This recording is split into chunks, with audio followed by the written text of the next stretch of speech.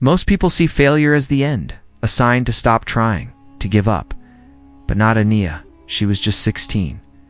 A quiet, hard-working girl from a humble family who had already tasted more failure than some people do in a lifetime. No matter how hard she studied, no matter how much she prayed, the results were always the same again. Her classmates moved ahead like it was easy. But for Annia, every test felt like a wall she couldn't break through. And with each failed exam, her dreams of making her parents proud, of doing something meaningful, began to crumble. Until one day, sitting in silence with another failure letter in her hand, someone changed everything. Not a teacher, not a tutor, but her grandmother, with a story so unexpected, so quietly powerful, it would flip Annia's whole world upside down. And what she learned that day might just change how you see failure forever. Annia wasn't lazy, she wasn't distracted, and she definitely wasn't someone who gave up easily every night. While the rest of the world slept, she'd be at her tiny wooden desks, studying under the dull yellow light of a flickering bulb. She memorized formulas, rewrote notes, even whispered answers to herself until her voice went hoarse. But somehow, the results never changed. Fail again. And again, it wasn't that she didn't try, it was that nothing worked. The more she tried, the more it felt like the universe was laughing at her. Meanwhile, classmates breezed through everything like it was second nature. They joked in the hallways, compared their grades, and celebrated top ranks like it was normal. And Annia, she learned how to smile through heartbreak. Every exam result was like a quiet funeral for her self-confidence, her dreams, her belief that she was good enough. With each failure, her voice grew smaller, her hope dimmer, until, eventually, she stopped dreaming out loud at all. But life had other plans, plans that didn't include giving up. Even when that's all Annia wanted to do, the tree looked ancient, like it had seen things no one else had. Its bark was cracked, its limbs twisted, yet it stood firm, reaching toward the sky with silent strength. Annia glanced at her grandmother, unsure why they were here. But the old woman didn't speak right away. She stood still, her hand resting on the trunk, eyes lost somewhere far away. And then, her voice broke the silence. "There was a time," she said slowly, "when I was just like you." Annia turned to look at her, surprised. Her grandmother had always been the strong one, the steady voice in a noisy world. But now her words felt softer, almost fragile. "I know what it feels like, to try your hardest and still fall short." She spoke of a dream, a big one. How at Annia's age, she too had dared to believe she could do something more. Something meaningful? "I wanted to become a doctor," she said, smiling faintly. "Not for money or praise, but to help the people in our village, the sick, the forgotten, the ones no one noticed." Her eyes shimmered as the sun filtered through the branches. Annia listened, drawn in by this side of her grandmother she had never seen. "We were poor, books were borrowed, meals were skipped, but I studied with everything I had." She paused, her fingers gently tracing the tree's rough bark, as if drawing strength from it. "And when I finally made it to the city for the entrance exam, I failed." The words hit Annia like a gust of cold air. She blinked, stunned. Her grandmother, the strongest woman she knew, had failed. "I carried that failure all the way home," she said softly, like it weighed 100 pounds. "I couldn't look my parents in the eye. I felt ashamed." But the story wasn't over, not even close. Annia stood silent, eyes fixed on her grandmother, heart quietly unraveling with every word. She had never imagined this, that the woman who always seemed so calm, so wise, had once felt broken too. "When I got back home," Grandma continued, her voice steadier now, "I didn't tell anyone for days. I stayed in my room. I thought, maybe they'd be better off if I just stopped trying."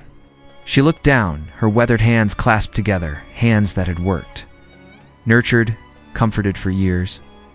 "And in the city they laughed at me," she said. "They told me I didn't belong there, that someone like me from a poor village had no business dreaming that big."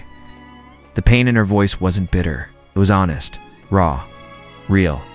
"They said I should just give up, accept my place, She paused, letting those words hang in the air like a shadow. And for a moment, Annia felt her grandmother's younger self alone, crushed, a dreamer buried by doubt. But then, her voice shifted.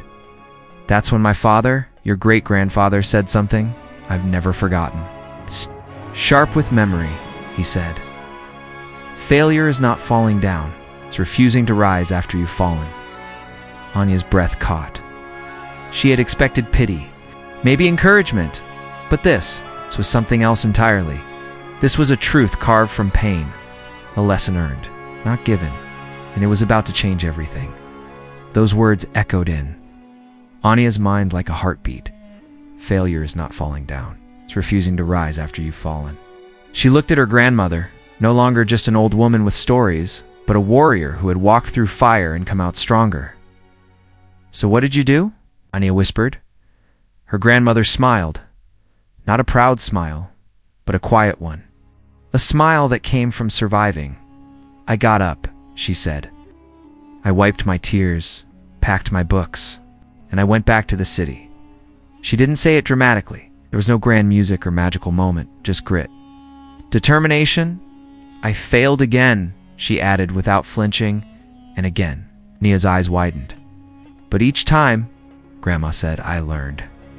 I saw what I'd done wrong, where I'd misunderstood, what I needed to do better. Failure became my teacher. It didn't destroy me. It shaped me. She took a breath, her voice calm and clear now. I never did become a doctor. That door never opened. But another one did. Her hands moved gently, as if painting the picture in the air. I became a nurse. I held hands that were shaking.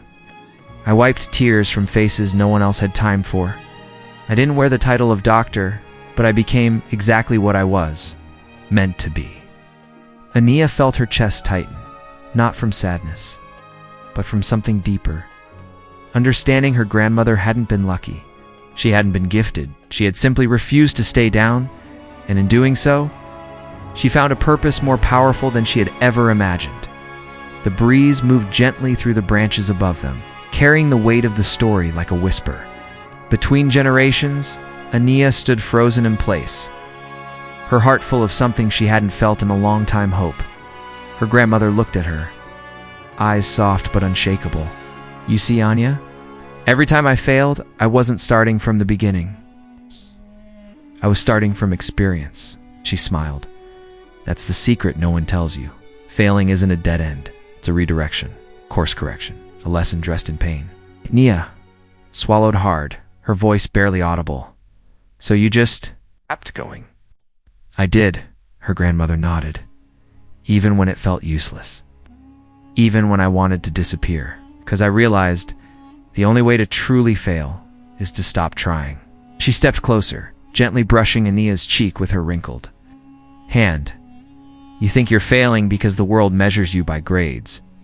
But I see a girl who hasn't given up. That means you're already stronger than most. Something cracked open in Annia, a wall she had built from shame, self-doubt, and exhaustion. And through that crack, light poured in. For the first time, she understood. Her failures weren't signs that she wasn't enough. They were signs that she was still trying, and that meant she was still in the fight, still growing, still becoming. Annia didn't speak. She didn't need to in that moment. Her grandmother's story wrapped around her like a warm blanket, not to hide her pain, but to help her face it. Her failures weren't scars to be ashamed of. They were proof that she had the courage to keep going. Even when it hurt, her grandmother leaned in, holding Annia's face gently between her palms. Failure, my dear, is not a sign of weakness, she whispered. It's a sign that you are still learning, still growing. And when you stop learning, that's when you truly fail. Annia blinked back tears, not of sadness but of understanding.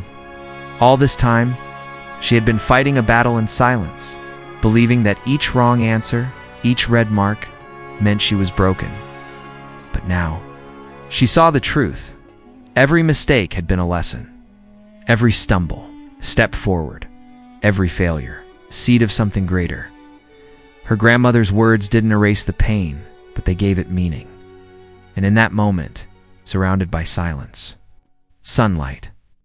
In an old tree that had witnessed both dreams and heartbreak, Annia made a quiet promise to herself. She would rise again and again, not to prove anything to the world, but to herself. As the sun dipped lower, casting long shadows across the earth, Annia stood beside the tree, a little straighter, a little stronger. Her grandmother didn't need to say anything more.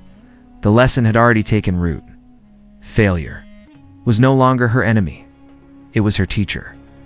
And from that day forward, Annia didn't study to avoid failing. She studied to keep growing. Because now, she understood something most people never do. Failure isn't the end. It's a beginning in. Disguise at every fall teaches you how to rise. Every not yet is just a step toward soon. You don't have to be perfect. You just have to keep showing up bruised, tired, doubting yourself, but still moving forward. That's what builds strength. That's what builds character. And that's what builds a life worth living. So, the next time you feel like giving up, remember this. You are not failing.